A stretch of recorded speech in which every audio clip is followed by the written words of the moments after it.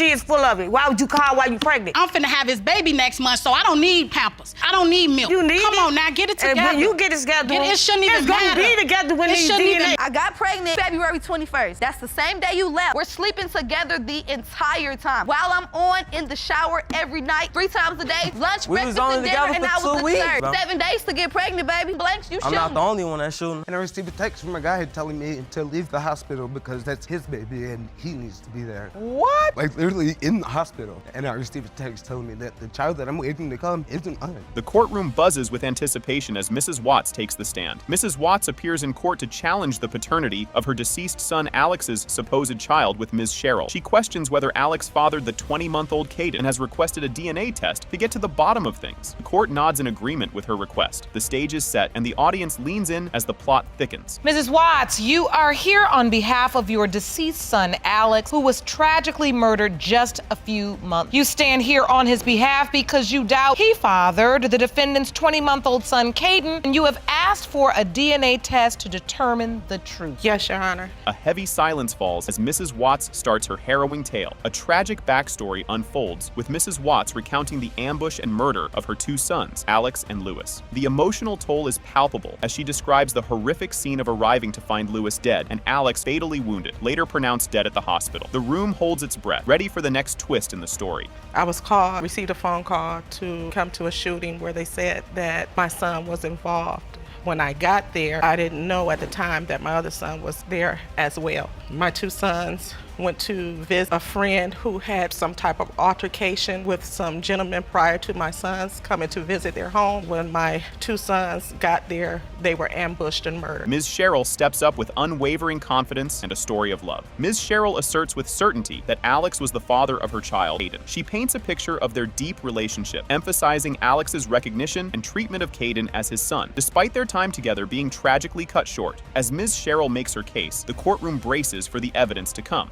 We planned on having a family together, having that future together, but fortunately it was cut short, 3 years on and off. And so Caden is 19 months old? Yes. And so he did get to know his father, yes, the man you say is his biological father, before he passed away? Yes. A murmur of surprise ripples through the audience as new evidence surfaces. A tense moment arises with the presentation of a text message, revealing Ms. Cheryl's previous uncertainty about Caden's paternity. She had admitted to a one-night stand during her relationship with Alex, casting serious doubts about who the child's biological father could be. Eyes widen as the courtroom prepares for the ripple effects of this bombshell. Well, the issue was my son had went away for some time, and before he went away, he told me that Alexis was pregnant. I guess this was during the time that they were on their breakup. He was involved with someone else. Alexis, and she said that she didn't know she needed a DNA test. Sent it to me in a text message. Do you have that text message? I do. Jerome, would you grab that evidence? This is a text message between you and Ms. Cheryl. Yes. Curiosity peaks as the secrets behind the secrecy are dissected. The discussion turns to why Alex may have wanted to keep the pregnancy under wraps, delving into his private nature and the complex personal dynamics, including Ms. Cheryl's initial reluctance to disclose the pregnancy due to her domestic circumstances. The narrative deepens, setting the stage for the much-anticipated DNA revelations. Private about other people being in this business. I know him and I had a good relationship. After she had the baby, Alex and her had gotten back together. The baby was like 2 months old. To the house a few times with her and the baby, but he never said this is my child, but cared for the baby as if it was his. The atmosphere thickens with emotion as Mrs. Watts opens up about her fears. The emotional stakes escalate as Mrs. Watts voices her hesitation to bond with Caden without confirmation of his paternity, fearing the potential heartbreak of losing another connection to her son if the results are negative. The courtroom is on edge, eagerly awaiting the scientific verdict. It's not really like a real reason why. I just don't have transportation to go back and forth from the east side all the way to the west side. I don't have a car, so it's hard to get a ride to go back and forth. I feel like if she did want to see Caden, she has a car. You know, she could have came and drove. Because, you know, for the past 6 months, we have been going through so much. Yeah. I didn't want to open that door and get attached to the baby and then find out that he may not be his, and then it'd be like I'm losing my son all over again. Yeah. A collective gasp is heard as the DNA results are finally revealed. It has been determined by this court. The percentage of relatedness between Ms. Lita Watts and Caden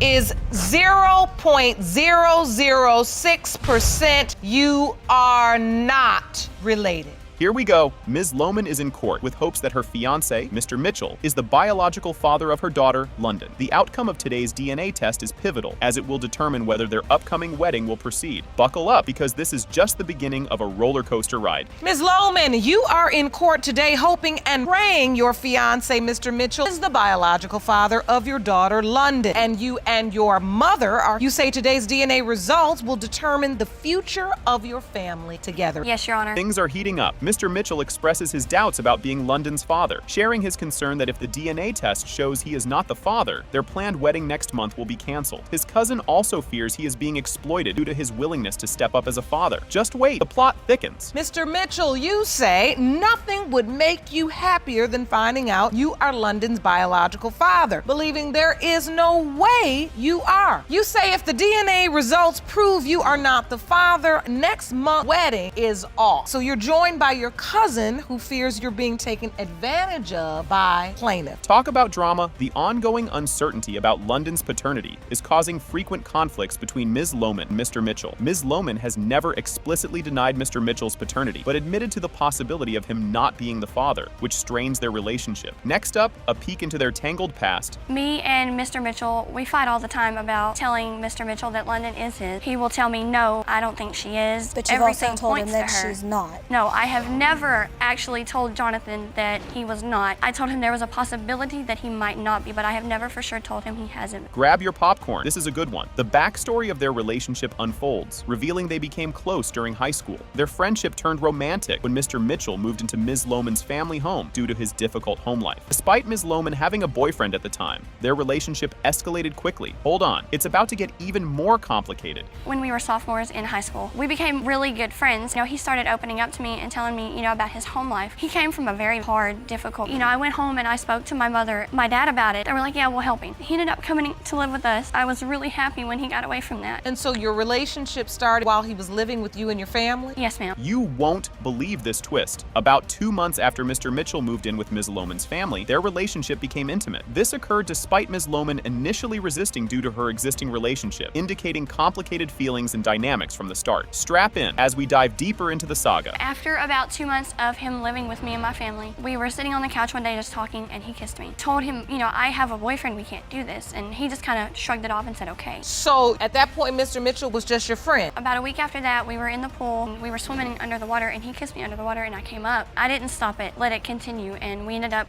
having sex. Oh boy, here we go. Ms. Lohman reflects on the dates of conception and realizes she had more frequent encounters with Mr. Mitchell compared to her ex-boyfriend during the critical period. This revelation leads her to believe Mr. Mitchell might be the father, but the overlapping relationships contribute to the paternity confusion. The truth is just around the corner. He never found out, and to this day, he still doesn't know. He does not know to this day that you were also sleeping with Mr. Mitchell. Was this just a one-time thing when you all ended up having sex, or did it continue? Were you using protection? No, Your Honor. You have an ex-boyfriend. Believed that he was the father until they split and she got with Jonathan, disappeared. Moment of truth time. Didn't see this coming. It has been determined by this court. Mr. Mitchell, you are not the father. Can you handle this twist? The courtroom gets a bombshell revelation as Mr. Benning airs his doubts about his paternity, stemming from a cheating scandal uncovered in a previous courtroom drama. He questions whether he's the biological father of his 2-year-old daughter, Robin, and his 6-month-old son, Jermaine Jr. Making things quite spicy, Mr. Benning clings to hope, but is swamped with uncertainty. The tension's building. Just wait until you see what's next. Mr. Benning, you recently appeared in couples court and it was confirmed that the defendant cheated on. This infidelity has caused questions regarding your 2-year-old daughter and 6-month-old son, Jermaine Jr.'s, although you are hopeful that both are your children, now have doubts. Yes, Your Honor. This part hits right in the feels. Mr. Benning dives into a poignant tale about the loss of his mother when he was just a teen and his yearning for a daughter to cherish as his mother did him. This touching story deepens the emotional pool of his paternity doubts around 106. The emotional resonance of his narrative gains the judge's nod at 109. Strap in, because the emotional roller coaster is just picking up speed. Well, first off, Your Honor, my mother passed away when I was 14 years old. She was my best friend. We spent every waking moment together. After she died, it, left me hurt. I always wanted a daughter, and I promised I was going to take care of her and treat her like my mother took care of me. I've always stuck by with that. So having a daughter is so important. So important. I will wait it. You won't see this coming. In a jaw-dropping reveal, Mr. Benning shares that he received a text during his daughter's birth from another man claiming paternity. The scene unfolds dramatically, amplifying the paternity suspense surrounding his children. Just when you think it can't get more dramatic, the story takes another wild turn. I was in the hospital sitting across from Kayla, and she was pushing this baby out. And I received a text from a guy telling me to leave the hospital because that's his baby and he needs to be there. What? Like literally in the hospital. And I received a text telling me that the child that I'm waiting to come isn't mine. Things get thick here. Ms. Bodine throws a curveball by presenting evidence of a DNA test that rules out another man as the father, briefly tilting the narrative to suggest Mr. Benning might just be the dad after all. This twist, it throws in a new puzzle piece, though Mr. Benning's doubts linger due to multiple infidelities. Fasten your seatbelts, because the result of this DNA test is a doozy. So you had a DNA test on the other guy already? And he wasn't the father. And you submitted those results to the court? Yes, I did. Probability of paternity between you, other guy, is 0%. So he was not the father. No, he wasn't, because Jermaine's the father. Build the relationship. You still have a doubt? Probably feel, first off, that DNA test doesn't mean anything because she's on me with more than one person. No one was ready for this bomb drop. It has been determined by this court. Benning, you are not the father. What the? Kicking things off with a bang, Ms. Foster opens her case by asserting that she and her ex-boyfriend, Mr. Jackson, had planned their pregnancy together. She claims that Mr. Jackson abandoned her and has denied paternity, despite her belief that he is the biological father of their daughter, Jakia. Ms. Foster expresses her desire for Mr. Jackson to acknowledge his responsibilities and take care of his daughter. Just when you think you've heard it all, buckle up, because there's more drama just around the corner. And your ex-boyfriend planned your pregnancy only to have abandoned you. Deny paternity are here to prove that he is your daughter's biological father. You want him to step up and take care of his daughter. Yes, Your Honor. You say Ms. Foster cheated on you multiple times during your relationship, and there is no way you are Jakia's father. Yes, Your Honor. With no gloves on, Mr. Jackson counters Ms. Foster's claims by stating that he doubts he is Jakia's father due to Ms. Foster's infidelity during their relationship. He suggests that Ms. Foster's multiple affairs during their time together make it impossible for him to be the father of her child. As the tension builds, get ready for Ms. Foster to throw a curveball. Because, Your Honor, I have a 1-year-old child who we plan on having. Looks like him. He doesn't step up to nothing. I mean, he's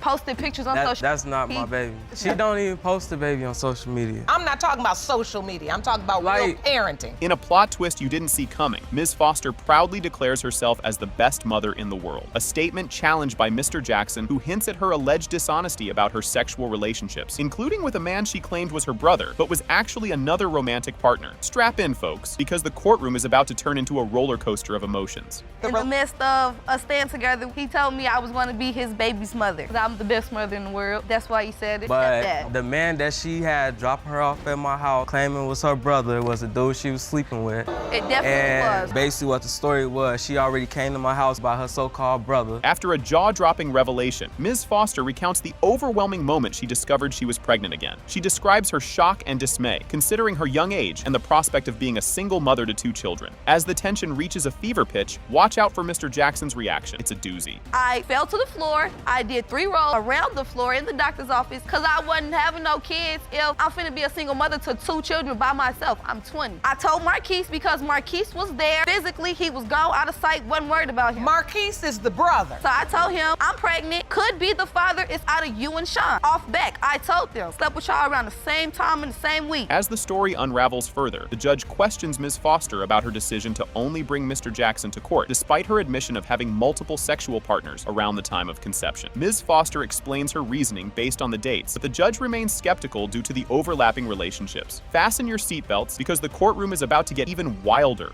If you know you're sleeping with 2 guys, why are you just bringing Mr. Jackson to court? I went to the doctor's office, they gave me the conception calendar. I got pregnant February 21st. That's the same day you left. We're sleeping together the entire time. While I'm on in the shower every night, 3 times a day, lunch, breakfast, and dinner, and I was the 3rd. bro. 7 days to get pregnant, baby. Blanks, you I'm shooting. not the only one that's shooting. In a surprising twist, Mr. Jackson admits he has had no relationship with Jakia due to his physical distance and conflicts with Ms. Foster. He reveals his attempts to be involved in Jakia's life were thwarted by Ms. Foster, leading to a lack of contact with his alleged daughter. As the anticipation mounts, the DNA results are up next, and they're going to be a game changer. Because I don't talk to her through the... Man, you don't even click. We get on the phone and argue, me, you, and my girl every time. So is that the long way of saying you didn't spend no time with her? 4 hours away. I asked her, you feel me? I can go and get Jakaya. Oh, no, you're not bringing her up. My girl ain't got nothing to do with it. Girl, If this my daughter, you feel me, then why can't I be around her? With everything on the line, as the episode progresses, the tension between Ms. Foster and Mr. Jackson escalates with accusations of neglect and miscommunication. The judge challenges them on their failure to cooperate and co-parent, emphasizing the importance of both parents' involvement in Jakia's life. You won't believe what comes next. Stay tuned for the DNA shocker. Why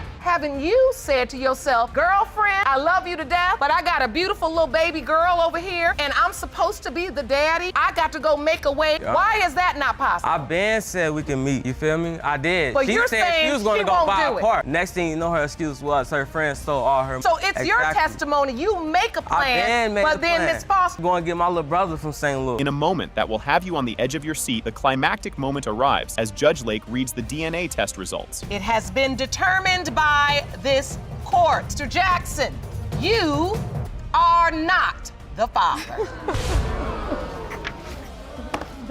Can you even handle this? Ms. Eubanks lays it all on the line, confidently declaring her belief that Mr. Wilkes is the father of her 3-month-old son, Maisie, and voicing her dreams of walking down the aisle with him post-DNA results. She emphasizes the test as the key to unlocking their future, mending the cracks in their shaky relationship. You won't believe the twist coming next. Ms. Eubanks, you say you are here to save your relationship with the defendant by proving that he is your 3-month-old son's father. Say once today's DNA results prove paternity, you want to get married. Yes, Your Honor. Did that just happen? Mr. Wilkes throws a curveball with his doubts about Maisie's paternity, citing a missing emotional connection despite desperate searches for a sign. He lays it out. No paternal match could mean the end of the road for them. The stakes are sky high, and the next scene ramps it up even further. You claim that when Mozzie was born, you hoped for a sign that he was your son. But no matter how hard you look, it just wasn't there. You say negative paternity results end your relationship. The end of everything, Your Honor. Yes. Seriously, get the tissues ready. Ms. Eubanks is visibly shaken as she talks about the toll Mr. Wilkes' doubts have taken on her, tearing up as she details her emotional turmoil. It's a heart-wrenching scene that lays bare the personal cost of their paternity ordeal. But keep your eyes peeled because there's more heartache and drama just around the corner. I want to save my relationship because we've been together too long. 1,002% sure that he's my child's father. I just want these results for him so we can move forward and get married like we planned. And how has this doubt affected you? It affected me like emotionally. We've been together too long, so you shouldn't have no doubts or no feelings that anything else. You'll need to see this to believe it. Mr. Wilkes candidly shares the weight of his uncertainty, which has been keeping him up at night, literally causing him to sprout gray hairs at just 30. His desperation for truth is palpable, and it sets the stage for an even more intense showdown. Brace yourself. The emotional fireworks are just getting started. Yeah, I mean, I stay up late. Sometimes, I'm stressed, really. Like, even growing gray hair. I'm only 30 years old. Like, me and him would be sitting downstairs. I'll take him, and we'll just be downstairs all the way 7 in the morning. I'm tired of just keep going on. I need real results. Talk about an origin story. Ms. Eubanks reminisces about their fateful first meeting at a strip club, leading to a whirlwind romance. Yet, the narrative takes a dark turn as she recounts the suspicions and accusations that surface post-first baby, which threw their love story into chaos. What happens next? It's a doozy, and you won't see it coming. The relationship started, we met each other at the strip club. There for a family member's birthday party. It was just love at first sight. Like, we was together every scene. It took a turn for the worse. Our first child was born. We had took a little, I guess what he calls it, a so-called breakup. Oh, the drama intensifies. Mr. Wilkes recounts a sketchy scene where suspicions of Ms. Eubanks' infidelity were sparked by another man's presence during a rocky phase in their relationship. This accusation adds another layer of tension to their already strained relationship. Fasten your seatbelt. The courtroom is about to turn up the heat. She was definitely talking to other people at the time. I was talking. When you never say had talking, any What does that mean? Does that mean? That means that could be sex also. No. But we're just not together. Well, that's not talking. I never had no relations with nobody else but David. I talked to other people when we had that little split, but I never had relations with nobody else. Now, this is a bombshell. Mr. Wilkes reveals incriminating phone evidence. A video that he believes shows Ms. Eubanks being less than faithful. This revelation sends shockwaves through the courtroom, dramatically raising the stakes and inflaming their already volatile situation. Watch out, the next part is a real jaw-dropper. So I went through the phone one night and seen a video. You the only eyes for me. I have video of something that's showing me something totally different. Did you bring that video to court? I have the video. What do we see here, Mr. Wilkes? That's her when she said she had eyes for me. This is during our little separation. That's her dancing. She's bent over. She just slapped the camera. That's a guy behind her. You can't really see it. You kind of see it? You see that grinding? Oh, I see it. A glimmer of hope? Amid the turmoil, Ms. Eubanks shares the news of her pregnancy, a beacon of hope that briefly reunited them in joy and anticipation for their future daughter. This moment of unity provides a poignant counterpoint to their ongoing strife, encapsulating the emotional roller coaster of their relationship. But don't relax just yet. The saga takes another sharp turn right after this. I had met up with Mr. Wilkes, and he had looked at me. He gave me this like weird little look, and then he just started touching on my stomach, and he was like, "Is this the little girl that we've been hoping for?" I hope so. After that, it was just together again, like every day. We were still being a happy family. We was planning everything together. This is the big reveal. In a climactic turn of events, the DNA results are finally disclosed. When it comes to 3-month-old Maz, it has been determined by this court. Mr. Wilkes, you are the father. Strap in. We're diving right into the drama. Judge Lake drops a bombshell on Mr. Hopkins, declaring he is not the father of the child in question, which knocks him back a bit. His reaction is a mix of shock and a touch of what just happened here as he processes this game-changing news. This revelation cranks up the intensity for the drama that unfolds next. Buckle up, there's more turbulence ahead. Previous time you were in this courtroom, Yes. it was determined that your son was not the child's biological father. Yeah, it did, but I still love the baby. Mr. Hopkins, you are not father. You would also like to have current child that Ms. Smith is pregnant with tested as well. You both need to decide whether or not you want to have that. So this court will order that you go and get tested. I wish you the best of luck in the meantime. I will see you both. Court is adjourned. Didn't see that one coming, did you? The courtroom is hit with the heavy news that Ms. Washup's son was tragically killed, adding a layer of sorrow to the episode. Judge Lake, with all the grace of a seasoned empath, acknowledges the tragedy, underlining the emotional and complex paternity issue now involving 2-year-old Jovan Jr., believed to be the deceased son. Next up, the plot thickens even further. Don't touch that dial. A few weeks after I sent you away for that prenatal test, your son was tragically killed. You don't believe your son fathered the defendant's now 2-year-old son, and you are desperate for the truth. Yes. Just when you thought it couldn't get any spicier, Ms. Smith throws a curveball by admitting she gave Ms. Washup the wrong C-section date on purpose, fueling doubts about the baby's paternity and stirring the pot big time. This moment spirals into a fiery exchange, with accusations flying faster than a soap opera finale. Grab your popcorn. The next scene is a doozy. It was a scheduled C-section. Actually, I called her and gave her the wrong date. I think she's doing that. She did it on purpose because someone else is the dad. Why would you give me the wrong date? Because you wanted this person that you're supposed to be the daddy to be there? There was going to be someone else there who's the real biological father. Money talks. And boy, does it stir up drama. The air gets thick with talk of money, as Ms. Washup accuses Ms. Smith of chasing financial benefits through the child by dialing up Social Security. This discussion paints a vivid picture of mistrust and the tangled webs of financial dependence within families. The upcoming exchange is even more loaded, if you can believe it. The money. What money? CDs that his grandmama got What for the CDs? kids. I don't call and ask nobody for nothing. I handle my child on my own. It's just as well she I mean, I want money. Where it's at? Call like Social Security like you didn't call Let me Social get Security. it. I called Social Security yesterday. I did do that. She is full of it. Why would you call while you pregnant? I'm finna have his baby next month, so I don't need Pampers. I don't need milk. You need Come it? on now, get it And together. when you get it together, it shouldn't even matter. It's gonna be together when It these shouldn't even- DNA. And now, a word of wisdom from the bench. Judge Lake steps up with a mighty appeal for truth and accountability, pushing for a breakthrough in healing the family wounds. She emphasizes the necessity for the family to progress positively, despite their painful past and the swirling emotions around the child's paternity. Fasten your seatbelts. The DNA results are just around the corner. I asked you why. If you go have the beat, then tell it. You in the courtroom. You're not standing in here forming like you performing, acting acting like you hear mama crying about her son being dead, you rolling your eyes saying why, and I know you in here being disingenuous because there's no way in the world a mother, and that's why I gave her her chance to tell her side, why I looked at you and said, why, what's going on here? It ain't enough hair in the world. Here comes the moment of truth, literally. It has been determined by this court. Mr. Hopkins is the father.